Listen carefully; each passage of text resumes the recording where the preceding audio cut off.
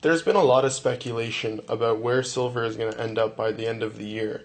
Some say that silver could have a rally back up to the $50 mark, and some people think that silver could have a massive sell-off and possibly break below the $30 point.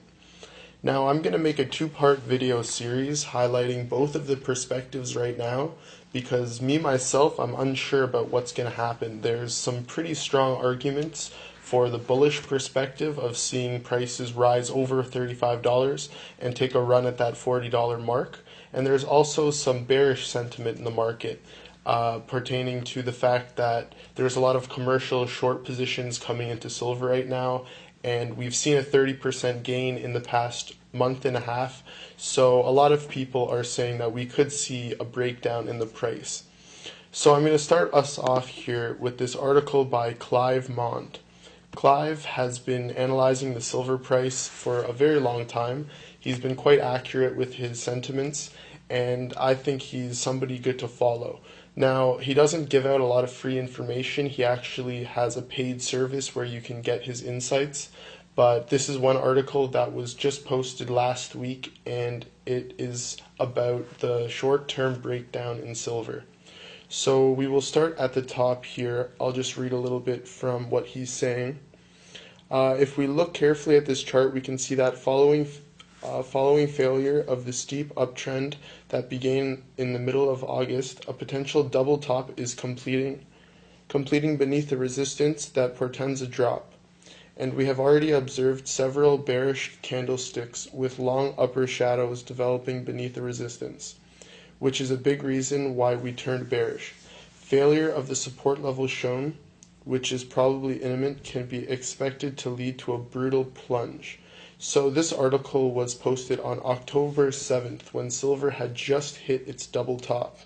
The RSI has been vastly overbought for the past for the past month, for September. So yeah, how you read an RSI, if you're not familiar of this, is the 50 line is kind of the middle point.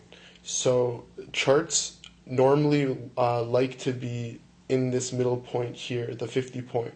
Now, a chart reading of 70 is indicating that it is overbought, and a chart reading of 30 is that it is oversold. So this is just one indicator that can sort of tip you off like in terms of where the silver price is going to be going. Now, we've been overbought for a relatively long time here, and just now we're starting to duck down below the 70 reading, and it looks like it wants to make a run back down to the middle point at 50. So what we see right here is called a double top formation. When a price of something rises, it briefly sells off, and then it comes right back up to the point of resistance. So I'll just read his little caption here. Silver is believed to be completing an intermediate double top beneath the resistance level shown, and when greed turns to fear, a sudden and brutal plunge is likely to ensue. Great risk/reward ratio for a short trade here, as we simply place an overhead stop above the top of the resistance level.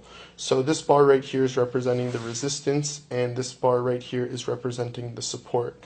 Now, since this was posted on October 7th and today is October 13th, we have a couple days of data to update to this chart. So this is what he is predicting right here, this massive plunge. So I'm sure, as you all know, this was the double top right up here at around this point, the 35 point. And right now, the market closed on Friday at 33.46. So let's just go, oh, sorry, that's the come, 33.46. So we are right now just testing that support line.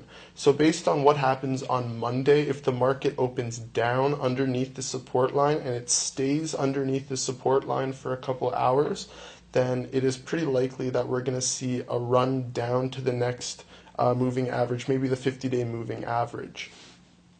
So these two things here, if you're not familiar, they're called moving averages. It's typically a lagging indicator, something that maps the price momentum of the past, and it shows you where the momentum is swinging. So once you see a crossover of two